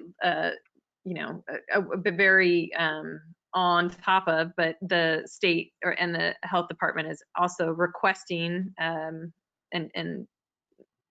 kind of delivering that we must be on top of it. So it's not really an option to have that. What about allowing doors to be kept open to allow for proper ventilation? That Yes. Yes, definitely is an option. Yeah, and that is also part of the guidance as well, to the extent feasible. Great. I just also wanted to let people know that if you are having a hard time hearing, according to the information I'm receiving, it says you can watch it alternatively on Frontier Channel 31 or Time Warner Channel 8, and it might come in a little easier to listen to. All right, we're going to move on to the next question regarding safe and clean facilities. Will outside parents and volunteering be allowed during COVID-19, the global pandemic crisis, inside on school campus? So again, the question is just, will parents and volunteers be allowed inside on school campus? If so, will they be required to be tested regularly for COVID-19 virus? So at this time, we will not be allowing volunteers on school sites, and that is in alignment with the public health guidelines. So parents will be encouraged to conduct all necessary business with school personnel remotely when possible, such as parent-teacher conferences, IEP meetings. So that would be our goal. Any business that would be absolutely necessary to have them on campus must be done by appointment, and that parent must also adhere to the guidelines such as 6 feet social distancing and wearing a mask. At this time, testing would not be required in order for a parent to come onto campus by appointment for essential business. Okay, that's good to know. Thank you. Next question. Under safe and clean facilities, we are blessed with great weather and outdoor spaces at both schools. Outdoor spaces are also safer in regards to COVID. Would it be possible to move instruction outside and also leave lunch outside as a safety and health measure? So this is kind of a 2-part answer, which is yes and no. At this time, we are not exploring using outdoor tents and outdoors as a replacement for classrooms. We do feel that we can meet the standard of care within our classrooms, and then we did evaluate some of the logistics of entirely moving classes to outdoors and found it to be not feasible. However, this does not negate that classes could be conducted outside on a case-by-case basis for the very reason that this parent or staff member pointed out.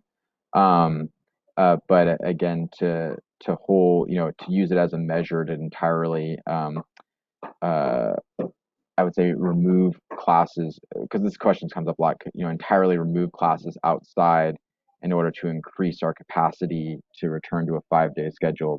That's something that we do not view as feasible in evaluating our spaces.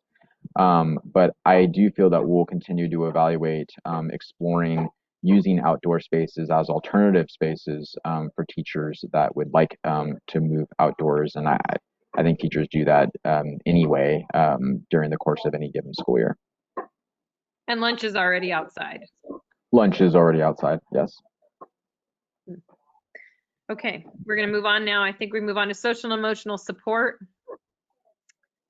Go to the next question. Okay, long question. Are you ready? While Yes. students are on campus, how will you tend to their social and emotional needs while keeping physically distanced? How are educators expected to handle simple interactions, especially with younger students that typically involve close physical proximity? A kindergartner dealing with separation anxiety, a first grader who needs help with his pencil sharpener, or a second grader who falls and scrapes her knee. Are teachers going to be expected to risk their own health, or are students going to be left to manage these situations alone? Are teachers also expected to police student interactions with each other, and will they be able to do so with empathy?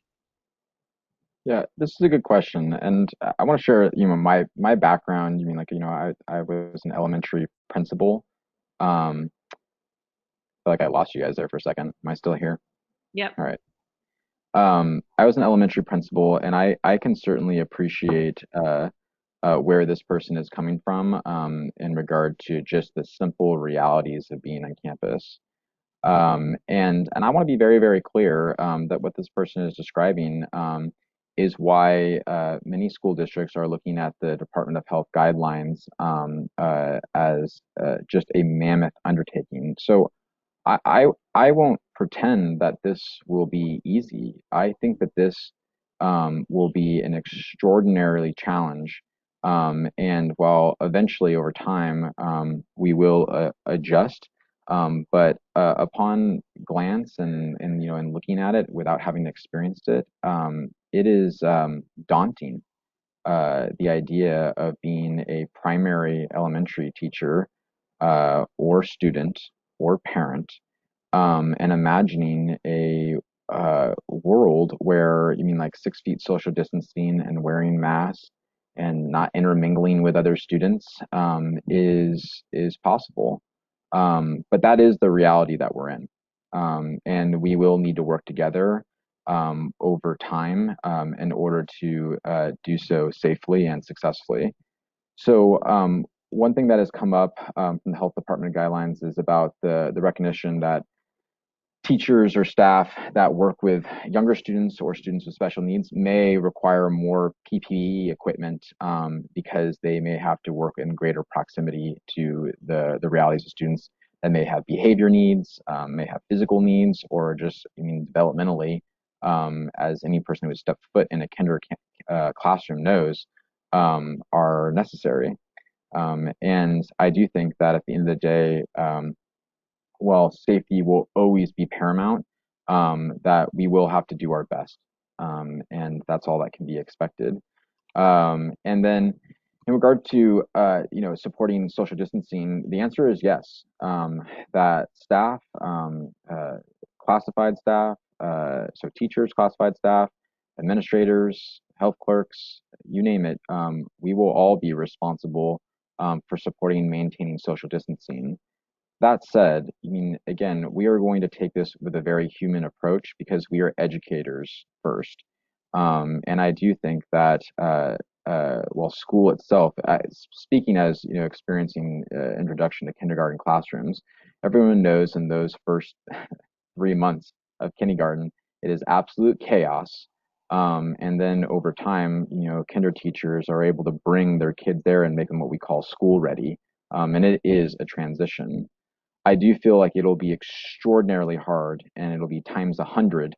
But eventually we will, like as a school, become, COVID ready in order to get back to some sense of normalcy. It will never, again, I think even after the COVID, be normal. I think that we will be forever changed by this experience. But at the same time, too, our goal is to work towards normalizing for our students because they need us. So I do feel that we'll have to continue to work that. Also, in regard to a teacher who feels that they are at risk in regard to their health, of course, like we would work with that individual if they had health needs in order to provide accommodations as necessary to support them. But I do agree that social distancing and supporting students under current times will require a great deal of empathy and a lot of forgiveness for students and for ourselves. And I also expect that out of our community. We will not be perfect. And I want to be very clear. I mean, like for those that think that we will be in regard to social distancing, that will not be the case. I mean, like working with kids is a very imperfect game because they're young individuals and we also are human. So I do feel that this is a great question. It brings up a lot of issues. And while there is an expectation that staff will support our students, there is also a mutual expectation with a lot of support from us, the administration, from each other, and from our community as well. Thank you. It's a challenge. It is the challenge. It is the challenge, I think. I think that question hit it. All right, let's move on to the next question. Regarding social and emotional support, what type of socializing will the children be able to do while on campus? What will that look like?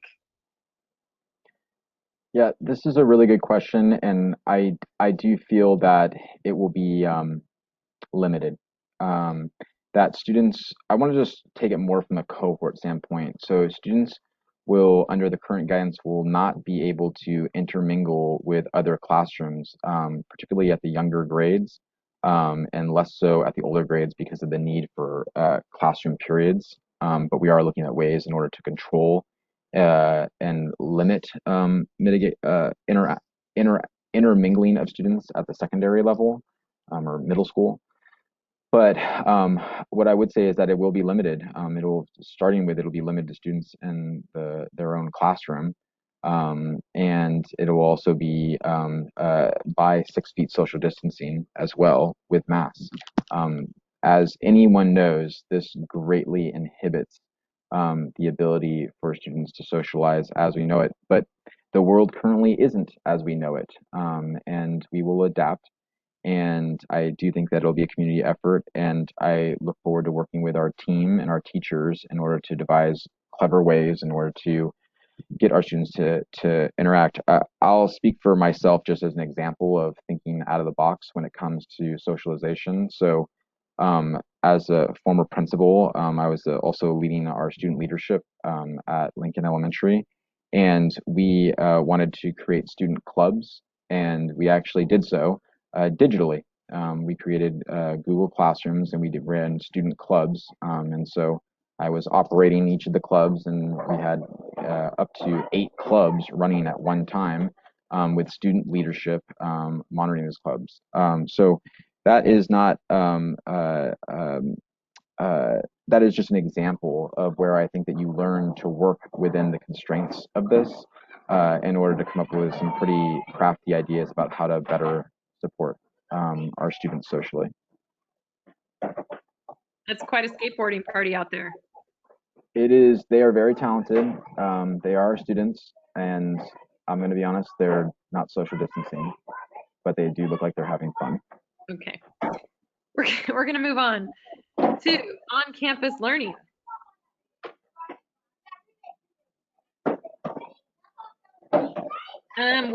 We have about 25 minutes left so we're going to try to do a speed round. On-campus learning, what does a hybrid system look like? How many days and hours a day should we expect? Under a hybrid system, you should expect 2 to 3 days of attendance. We're still making finalizations about our schedule. And let me tell you, it is threading the needle and try to figure out a schedule where only 50% of your students can be on campus, especially at the middle school level where you have 6 periods in a day. But students would be split into an A group and a B group. And for example, as an example, because the schedule is not settled, that we would have the A group attend, say, on Tuesdays and Thursdays, and the B group would attend on Wednesdays and Fridays, and perhaps with alternating Mondays. So it's tough to wrap your head around, but I would say just in short, for thinking about planning purposes, a hybrid schedule would be in-person attendance 2 to 3 days a week, and then the other 50% of the time the students would be participating in distance learning. But we'll be making those determinations and upcoming, and we're working with our reopening committee as well as the administrative task force to find a schedule that will best work for our students, family, and staff, and also that's feasible. That's the other aspect of that, a schedule that will actually work with from the logistics standpoint with our staffing as well as our classrooms. But parents should expect to plan for school 5 days a week in terms of their child doing something with school, whether it's in school or distance learning. Correct. And we're also looking at even when when a student is participating in distance learning, we are trying to create a schedule where during the course of that day that they would also have synchronous learning for a period of time or a check-in. Okay. But that's why, again, we're still in the planning phases of that schedule, but we're getting pretty close. Okay, I'm going to move to the next question. If the hybrid approach is used with some students in the classroom and others learning remotely, can the classes be live streamed so all the students are receiving the same instruction from the teacher at the same time and are able to ask questions in real time? Yeah, so there's some ed code around this in regard to filming a classroom while a teacher is instructing. But I'll sidestep that and just talk from, like, we did look at the infrastructure that would be involved in that. And while I'm going to go ahead and leave out the aspect of having to purchase the hardware necessary for recording. But one of the things that we, working with our tech coordinator, is that live streaming at home would likely not be equitable because the broadcasting necessary, that broadband across all student households may not be equal. So what we're doing in order to make sure that all have equal access is we're again trying to create a structure where when a student's participating in distance learning that they would have access to their teacher in the afternoon. So that's something that we're looking at as a possible schedule in order to address this issue. Okay. Let's go to the next question. Can we have, this came up a lot, can we have a singular organized portal that students will log onto and it will be both the gateway to their Zoom classes and the hub for all school assignments? Jason, is there any way you can close that door? The door is closed. Oh. Never mind then. The primary frustration was the inconsistencies of the classes, combined with the vast and varying numbers and types of sites that required different logins and passwords. I would assume that this has already been given considerable thought, but I don't think that it works to have the students suffer due to the disparity of the teacher's familiarity with the technology. I can answer that.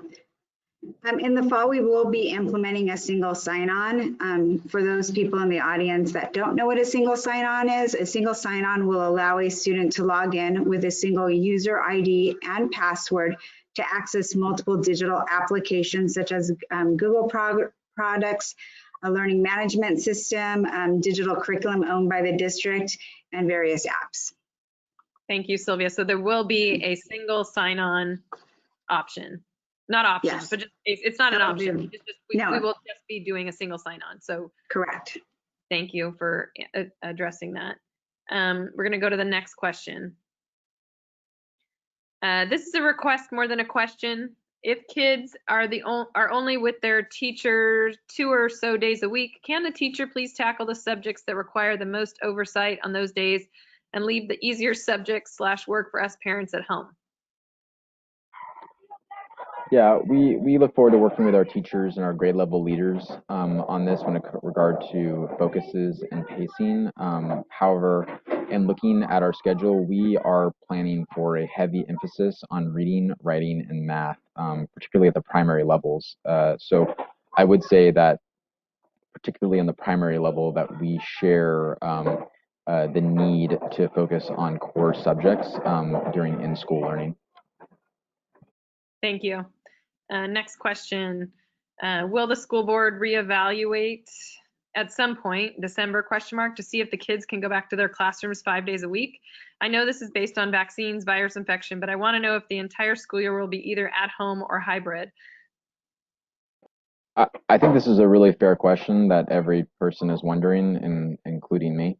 What I would say is that first and foremost, that the school district will be constantly evaluating the situation, and the determining force of what the guidelines will be the Los Angeles County Department of Health.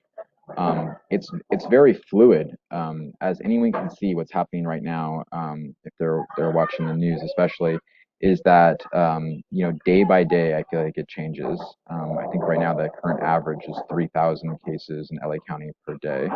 Did I get that right, Dr. Kim? I think that's pretty sure that's right. So my response to this is, while I wish that I could give you a date or a timeline, you mean like I can't really say December at this point. I really, like you, like I would say our medical professionals, don't really know what the situation holds. I don't think anyone thought that we'd be sitting here, in the dead of July, and seeing cases shooting up. Really, if you told me that this was even still going on, back when this was starting in March, I would have said you were crazy. So I would say, like, just acknowledge that it's a very fluid, but we will always be reevaluating, and our goal will always be to get back to school 5 days a week, if it is safe. And the determination of safe right now is the Los Angeles County Department of Health. Okay, moving on to the next question. Thank you.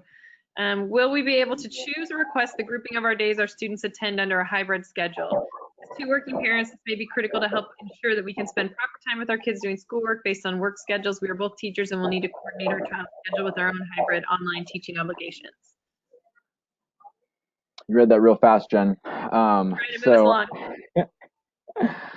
Well, I would say that we are going to do our absolute best to try to group siblings, and that is our highest priority. In looking at the schedule logistics, I do not feel like that we'll be able to provide preference on the selection of days on the hybrid schedule, and that has to do with classroom balance as well as like the logistics of master scheduling. It's purely it's a scheduling issue in itself, and there's a lot that goes into classroom builds, including student needs in the classes. So I would say that again, though, when it comes to siblings, though, that is one of our highest priorities, is to make sure that siblings are on the same schedule. Okay, we're gonna move on. Next question. My older kid will go to Hermosa Valley and younger one will stay at View. Can both be on the same schedule for going to school and distance learning? It's our highest priority. We very much want to make sure that our students are on the same cohort schedules. Great. Next question. On-campus learning. When would parents have the option to remove their children from on-campus obligation in case we are still not comfortable with risk associated with COVID-19?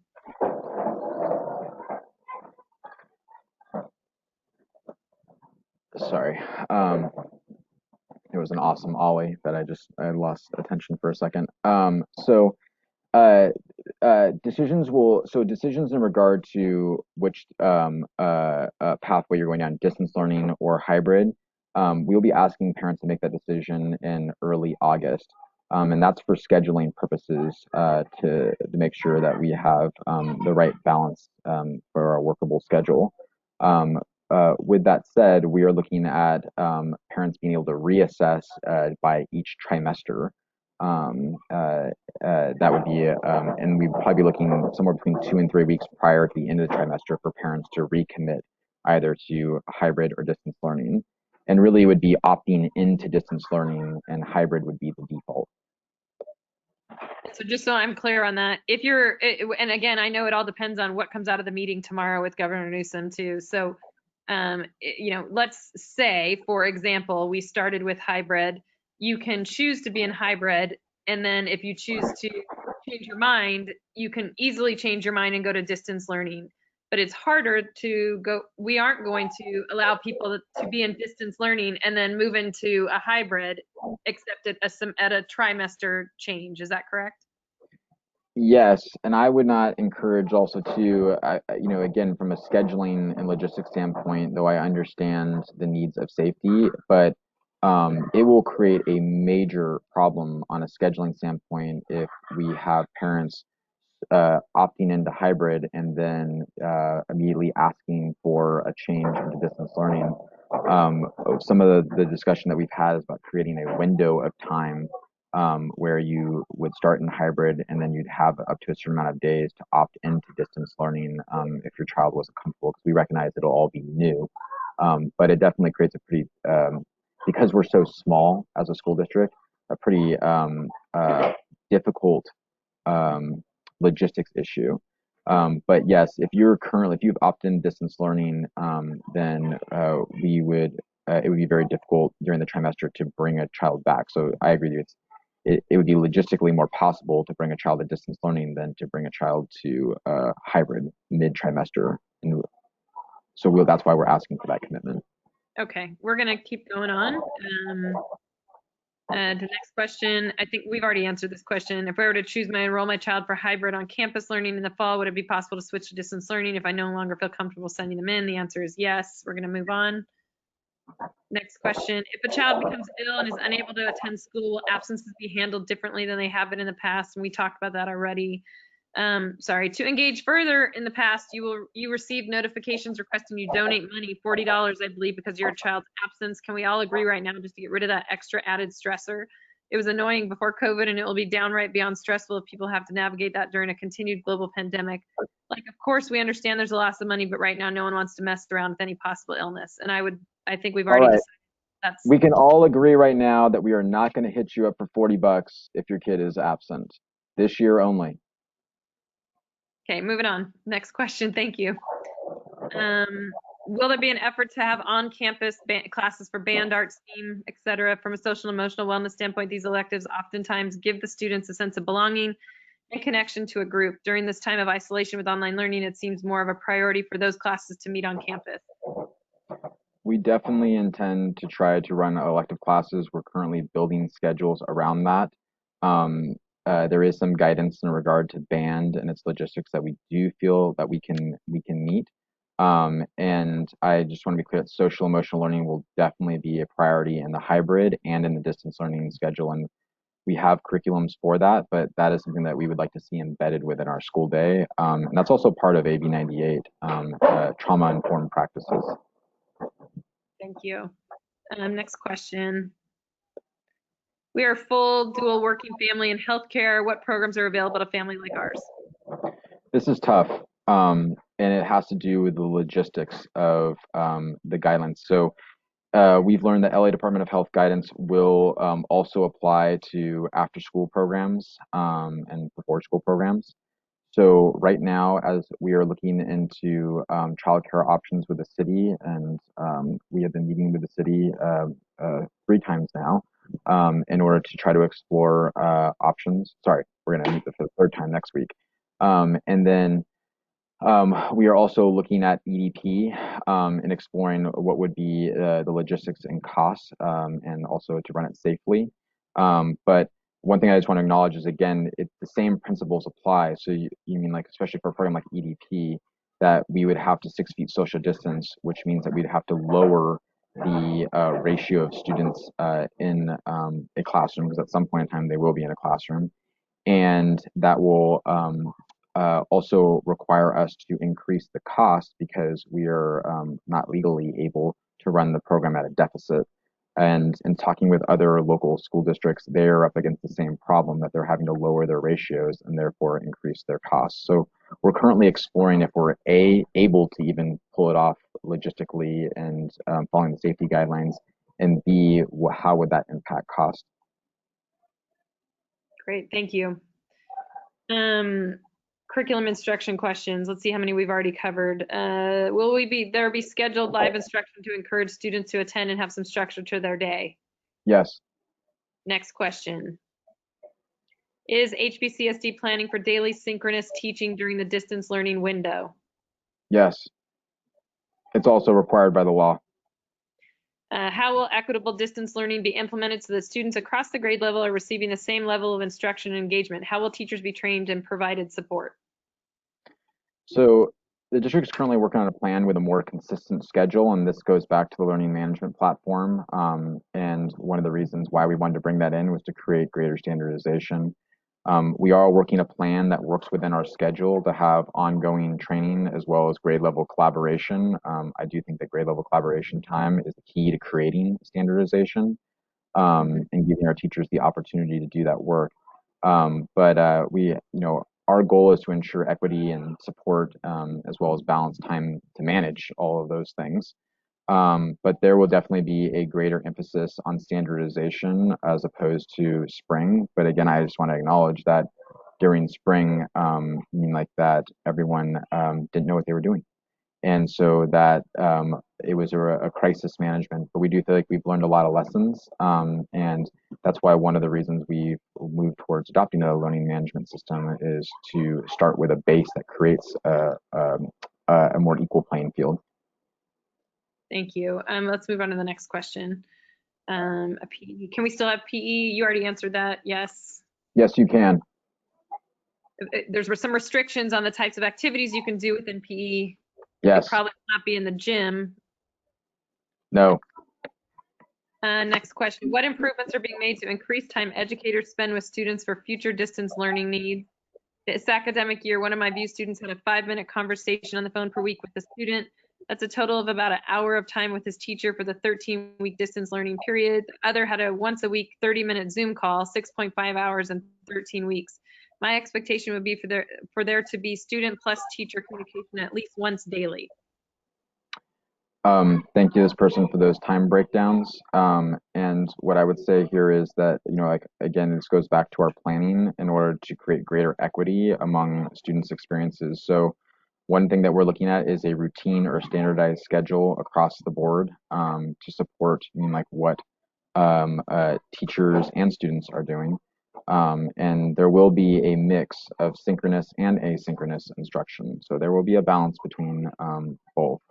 And again, this is one of the reasons we brought in a learning management system, because a great deal of time by our teachers was spent trying to desperately translate in-classroom curriculum to online curriculum. That is a tremendous effort and was clunky because that in-class curriculum was never meant to be for a distance learning model. So I would also say too that we are again trying to build in a schedule that provides for ongoing professional development, because here's the thing with this distance learning and with hybrid systems is that we are still learning, we are still new. The profession of education was entirely reinvented. Our parents experienced that firsthand because they became co-educators during this crisis. It's messy. So we recognize that we need to allow time for our teachers to work together, to work with administration, and to work with our students.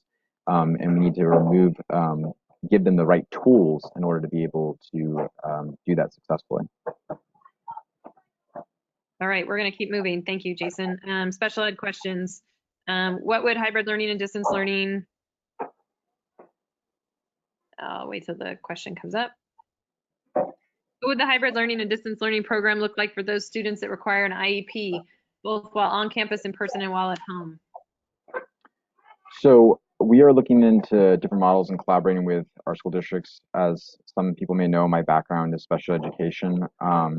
So we, under a hybrid model and maybe even a distance learning model, are looking to make sure that students receive their services in alignment with their IEP, of course. And then we're also looking at the possibility of trying our best to provide DIS services in person. That really is our goal. Obviously, it's still subject to LA Department of Health guidelines and safety, but we recognize the need for in-person support. We also recognize that we may need to provide that remotely as well, but that requires synchronous DIS services. And then in regard to IEP meetings, we will continue to hold those virtually to provide for social distancing. Thank you. And I'm just aware of the time. We have 2 minutes left till 7, but I don't think we have, I'm looking at the amount of questions that we have left. We have 1, 2, 3, 4, 5, 6, 7, 8, 9, 10 questions left, and I would love if everyone can commit to just finishing 10. Sure. Thank you. Next question. There are several questions about special education students not being able to or tolerating masks or distancing. In addition, students and staff who need to see each other's faces will need different protective equipment. How will we handle this? So we will first and foremost follow the LA Department of guidelines, and it has been indicated to us that there will be some exemptions for students with disabilities and behaviors or medical exemptions.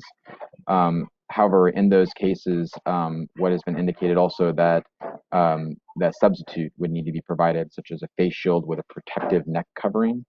This was what was described to us in the LA Department of Health call. So it was also made very, very clear by the Department of Health that these exemptions are very much the exception, and that the hard, fast rule is that masks will be required. But I have seen a model of these face shields with a protective neck gauze. I still think they're cumbersome, but it would eliminate having a mask, applied directly onto your face. And we also recognize that we will need to provide extra PPE equipment that is more restrictive to our special education staff as well, and our health staff that have to work in greater proximity to students. Thank you. Next question. Now we're going to move into the distance learning. There'll probably be a lot of learning here. Will distance learning be a live interactive session with a teacher via Zoom, having one live class after another, trying to maintain regular classroom hours so children can maintain a curriculum similar to being in a live classroom? Can distance learning be provided 3 days a week if children will only be in the classroom 2 days a week? If I understand this question correctly, that distance learning will be provided asynchronously and synchronously, and students will be required to do live interactive instruction with their distance learning teacher. So in regard to, I think it's also in regard to the hybrid, that we are trying to figure out a plan where there could be some check-in with that teacher in the off days. So hypothetically, Jason, if the school has to move to all distance learning, then you wouldn't just have a distance learning. You would have your teacher you started the school with if you started the school in hybrid. Correct. And you moved. Okay, next question. So the answer to that question was yes. Yes. No, wait, hold on. They will not have one live class after another. No. I'm losing track because I feel like we're asking Okay, different questions there. Sorry, will distance learning be a live interactive session with a teacher via Zoom? The answer is No, it will be asynchronous and synchronous. So the schedule will be a blend. right. I just want to set everyone's expectations. And if you chose just distance learning, you would use the platform and have a teacher that you would check in with. Yes, but there again, like so there would be a blend of synchronous and asynchronous learning. Okay. But I just want people to know it's not as if you would check in at 8 o'clock in the morning and you would start your language arts lesson, and then at 9 o'clock you would start your math lesson, and you're not moving through the day like that. Not if you choose distance learning only, no. Right. Thank you. Number 2 in the distance learning section. Will the online instruction be standardized amongst teachers at each grade level for distance learning? Grade level, so yes, there will be a standardization, and that's one of the reasons that we adopted schools PLP. Okay, great. Next question. If we return to distance learning, is it possible for teachers to require more participation from students?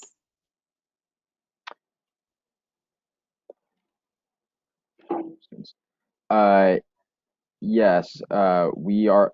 It's part of it is part of the law that that we're required in order to track student engagement. But yes, absolutely, and there will be a lot more live interactive instruction. But a feature of schools PLP is tracking engagement. So we also need to create a plan in order to track those students that are not engaged, and the recovery plan in order to support them. Thank you. Next question.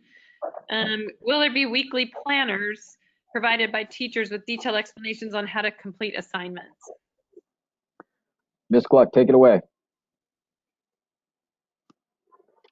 For distance learning, there will be a dashboard that comes up for students that will tell them what is required, a must do, what they need to do, and it will track that information for them, and they will have a visual to see what they have to complete. So it's more of a daily planner for them, a to-do list. This is through schools PLP, which we went over in more detail at the board meeting, but did anyone want to just give a brief update on what that looks like? Schools PLP is a learning management system that we'd like to implement in the fall for students K through 8. It would provide a digital license for every student. Teachers would be able to upload curriculum, customize the curriculum, and provide students a daily lesson plan for what needs to be covered throughout the day. It also takes attendance. It talks to PowerSchool in regards to grading as well. And it's something that Redondo or Manhattan Beach, are they looking at that as well, or PV? Yes. 2 of our surrounding districts are looking at it and implementing it in the fall. Great. Will there be, oh, we did this question. Weekly planners, that was a yes. What support and technology are teachers being offered to enable them to spend time with their students? So we are ensuring that our teachers' laptops have the capacity for video conference with students. We're also building PD around an ongoing schedule. And then again, going back to schools PLP will allow our teachers the opportunity to focus more on engagement and less on translating online curriculum. Great. Grading and assessment, we rolled all the questions into this big question, which is how will children be graded under these unprecedented circumstances? So we're currently looking at a plan, where grading will return as traditional, but we also are still determining that in the coming weeks. So I don't want to get super deep into a grading plan, but I do think that it will look a little bit more like pre-COVID. And teachers will be able to give students feedback on assignments. Yes. Schools PLP too. Okay, next question. Extended day childcare program and after school activities, including sports. What's the plan for after school care for families where both parents work to support working families? What are the plans now for the EDP program, EDCC program? And I think you answered that, but it's a work in progress, but we are looking into it with the city and